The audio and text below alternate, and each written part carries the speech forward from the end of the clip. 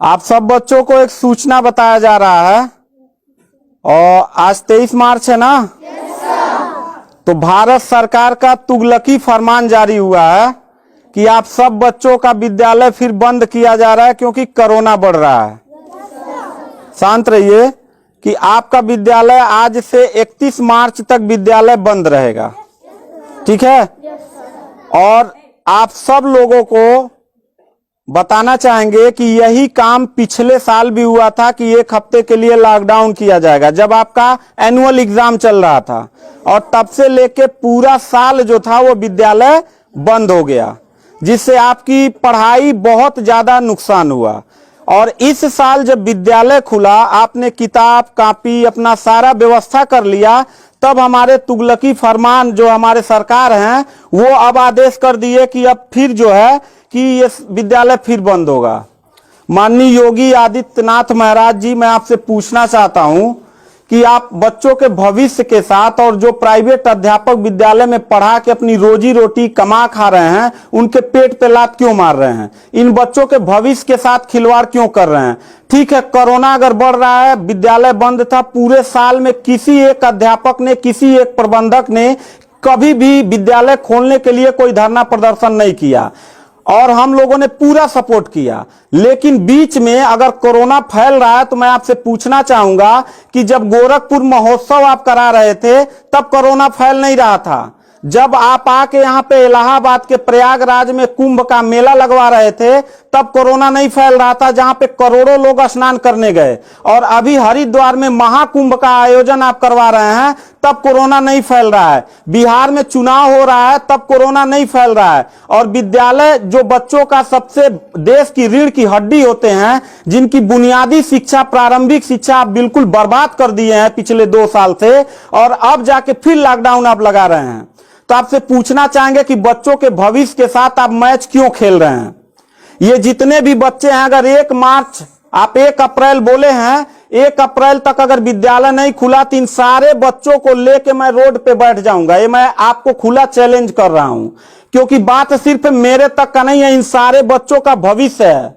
और इन सारे बच्चों का भविष्य आप लोग अंधकार में डाल रहे हैं। आप लोग खुद नहीं चाहते हैं कि देश का बच्चा पढ़े, पढ़ के कुछ लायक बने। आप लोग अपना, जब रैली निकालना रहेगा, चुनाव रहेगा, तो कोरोना आपके पास नहीं रहता है। और जब आपको लगेगा कि आपके विपक्ष में लोग खड़े हो रहे हैं तो आप कोरोना का ड्रामा करा के विद्यालय को सबसे पहले आप बर्बाद कर रहे हैं। आप बताइए, विद्यालय में, आप गोरखपुर जिले में 193 लोगों ने अपने विद्यालय की मान्यता निरस्त करा लिया। जानते हैं क्यों? महंत योगी आदित्यनाथ जी, क्योंकि वो लीज पे चलाते थे और उनका भाड़ा हुआ करता था 40,000 45,000 रुपया मंथली हुआ करता था। वो भाड़ा न चुकाने के वजह से, चूंकि मालिक को भाड़ा चाहिए, उन लोगों ने अपनी मान्यता निरस्त करा दिया। और सरकारी जो स्कूल है उनकी हालत तो पहले से मतलब खस्ता हो चुकी है। तो ऐसे कंडीशन में गार्जियन करे तो क्या करे, और हम अध्यापक करे तो क्या करें? ये जितने भी 16-17 स्टाफ हैं, इन सब लोगों की रोजी रोटी चलती है इन बच्चों के और इस विद्यालय के संस्था से। आप लोग हमारे पेट पे प्रहार कर रहे हैं, हम लोगों के व्यवसाय से प्रहार कर रहे हैं। अगर आपको लग रहा है कोरोना है, ठीक है, विद्यालय बंद कर दीजिए, तो आप ये भी अपनी नियत को साफ करिए कि कुंभ का जो मेला, महाकुंभ का लगवाने वाले हैं, उसको भी कैंसिल कर दीजिए। और जो गोरखपुर महोत्सव और गोरखनाथ का मेला लगवा के आप ड्रामा करवा रहे हैं, वो भी बंद करवाइए। यानी आप खुद नियम का पहले फॉलो करिए, हम लोग नियम को फॉलो करने के लिए तैयार हैं। अगर लास्ट में जाते जाते यही कहेंगे, इन बच्चों को, चेहरों को देखिए, इनके माता पिता ने सारे बच्चों का, किनका मोबाइल बज रहा है, साइलेंट कर लीजिएगा सर। इन सब बच्चों के माता पिता ने, बच्चों कितने लोगों ने आप किताब कॉपी अपना सारा कंप्लीट कर लिए हो? पता है, एक एक बच्चों की किताब कॉपी 2-2 हजार रुपए की आती है। आप फिर लॉकडाउन लगा दिए, इनकी पूरी पढ़ाई बर्बाद हो गई। अब यानी आपने 1 हफ्ते का लगाया है, आपकी नीयत पे तो मुझे 100% विश्वास है ही नहीं है कि आप करोगे क्या। आप पूरे साल पढ़ाई बर्बाद करोगे। हाथ नीचे करिए। अब ये बच्चे करेंगे क्या? किताब लेकिन इनके गार्जियन करेंगे क्या?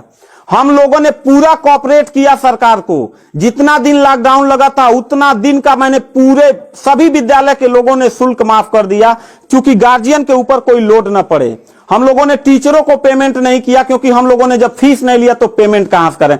हम लोगों ने पूरा सरकार का साथ दिया, जितना हो सकता था सब लोगों ने साथ दिया। लेकिन अब इतनी कंडीशन होने के बाद, विद्यालय खुलने के बाद आप लोग विद्यालय बंद कर रहे हैं, ये बहुत ही गलत कर रहे हैं। और आपका पॉलिटिकल जो फंडामेंटल जिस पे आप चल रहे हैं कि जिन नियतों पे आपका बर्बाद होने वाला है, मैं लिख के आपको दे दूंगा कि अगर फिर से 1 अप्रैल के बाद, ठीक है, अगर 1 हफ्ते के रोकने के बाद कोरोना भाग जाता तो मतलब 1 हफ्ता आप बंद कर लीजिए, बिल्कुल हम लोग 1 हफ्ता नहीं पढ़ाई कराएंगे।